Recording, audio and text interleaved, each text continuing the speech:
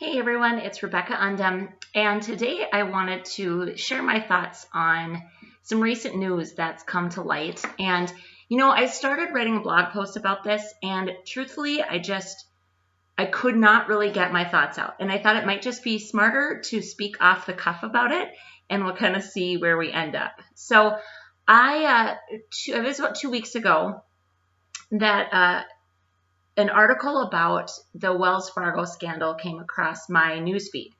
And I had already seen the actual breaking of this information, but what I saw I think it was just last week, was the video of Senator Elizabeth Warren basically just laying the smackdown on the CEO of Wells Fargo, John Stumpf, at a Senate Finance Committee hearing.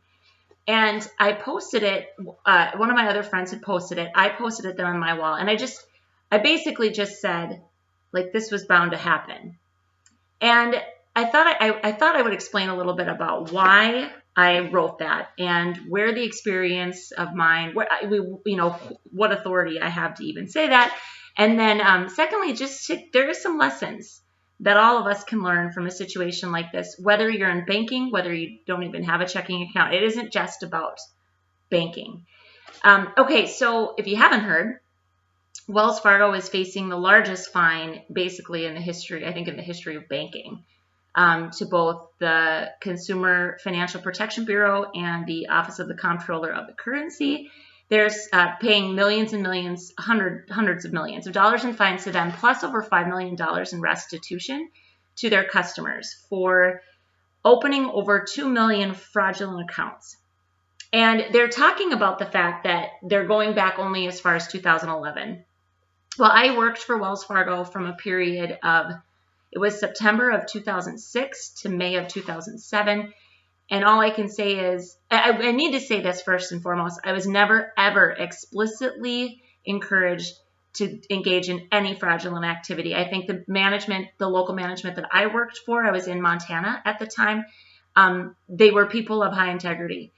But I think the bigger thing that I saw, and partly why I decided to talk about this is because working at Wells Fargo ended up being one of the bigger disappointments of my professional career, because we moved. I mean, we left the community. We were in Fargo, and I was working for a regional bank, and I really loved what I was doing there.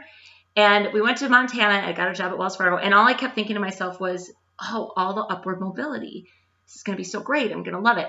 Well, and really quickly, it became clear to me that I just was not a fit for that kind of a culture. And I think what this whole scandal has brought to light for me is that it really shouldn't be okay for anybody. And that's a bold thing to say.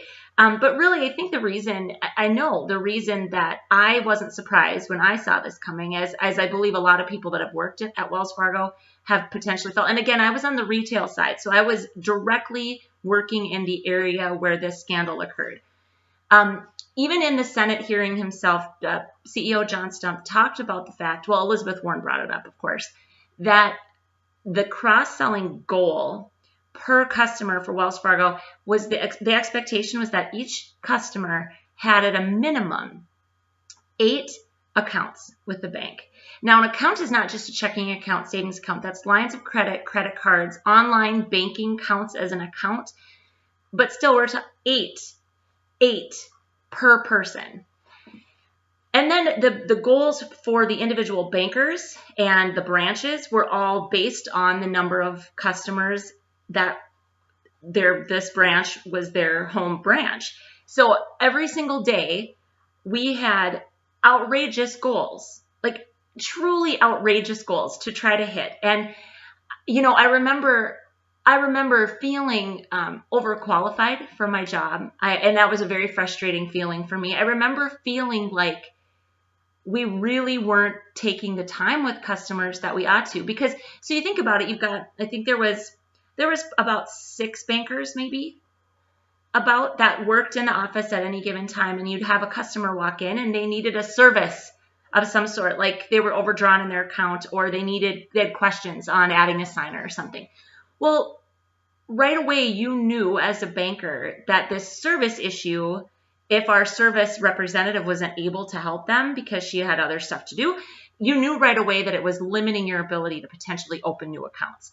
And so it puts people in this mindset that customers are a number. And in fact, not just any number, but the number 8. And so as I thought about this and I listened to this and I thought, is this fair? Is it not? Should the CEO resign? Yeah, I think there needs to be some firing at the top. That was Elizabeth Warren's whole thing, was just wrong. 5,300 people at the lower level, the tellers to the bankers, they were the ones that got fired, which is just wrong. But I think the bigger picture here is remembering that as a business owner, no matter if you're a big business owner, small business owner, we get what we reward. And so in this case, they had desperate salespeople trying to meet completely ludicrous and unrealistic sales goals. And if you think about, let's say, a single mother or a single father or anybody that can't afford to lose a job, and they're facing that kind of an unrealistic sales goal, you better believe they're going to find a way around it. And they're going to find a way to meet that goal because they need their job. And, also there's been all these stories about coming through, on this story that people, there's been employees that have come forward and said they were reporting unethical activity and then they too lost their jobs. So the lack of integrity in this situation is vast and it's disappointing. So besides the fact that you get what you reward, a couple other things that came to mind for this for me is that cross-selling and sales as a concept is not the enemy here. And I still do a lot of work with banks, consulting with banks, training with banks, and banks need to be better and more effective at cross-selling. And their biggest fear every single time was that they didn't want to appear to be like Wells Fargo. I'm not even kidding you. Now, that just happens to be the large bank. It could be the same with Bank of America. I don't know. It's a large bank. But this idea that a customer walks in and all you're seeing, you pull up their profile on your system and all you see is they have 3 accounts, which means ding, ding, ding. We have 5 defined for them, which has nothing to do with what the customer needs, why they came into the bank, what products we have that actually fill a need or solve a problem for the customer.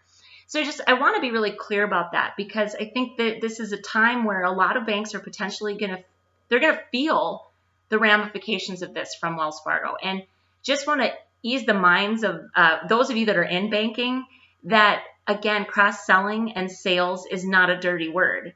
Neither of them are dirty words. Neither of them are unethical in and of themselves. What Wells Fargo got is what they rewarded, which was crazy amounts of new accounts.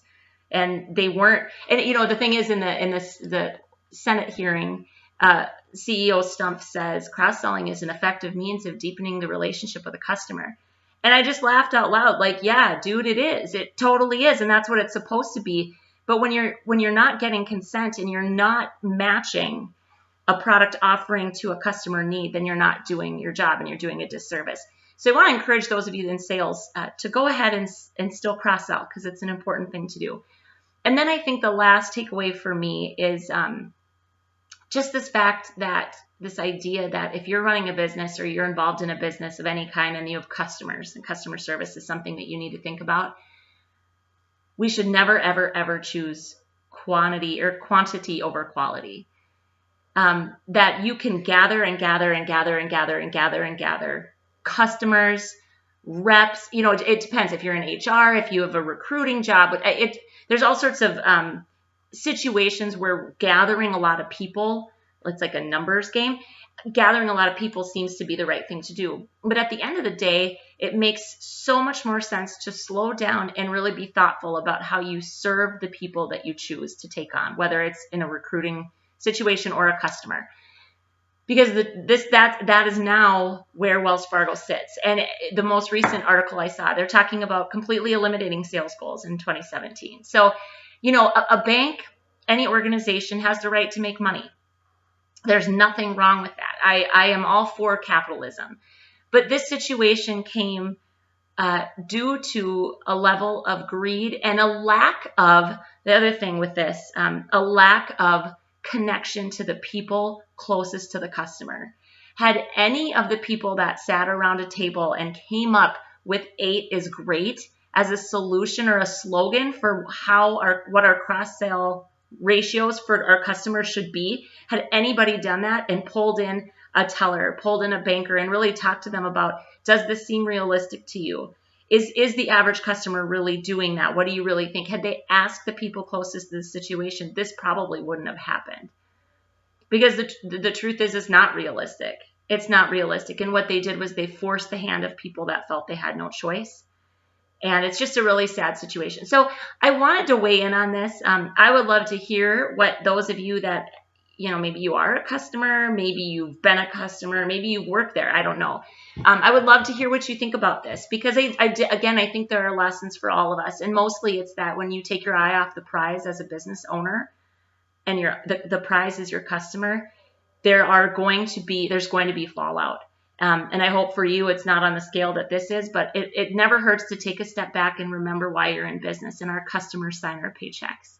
So random thoughts from Rebecca today on this major scandal. But again, I just think it's the fact that all of us probably have banking accounts, and I wanted to talk about it a little bit from the standpoint of a customer too, because it is not just the people in banking that are affected by something like this. It's the people that have trusted financial institutions as well. And I guess all I can say to those of you that are consumers of these products, just understand that the majority of bankers and the majority of banks are doing what they can, and they have your best interest at heart. So weigh in the comments. I'd love to hear what you think. As always, groove on, everybody. Keep your eye on the prize. People are the prize. Talk to you soon.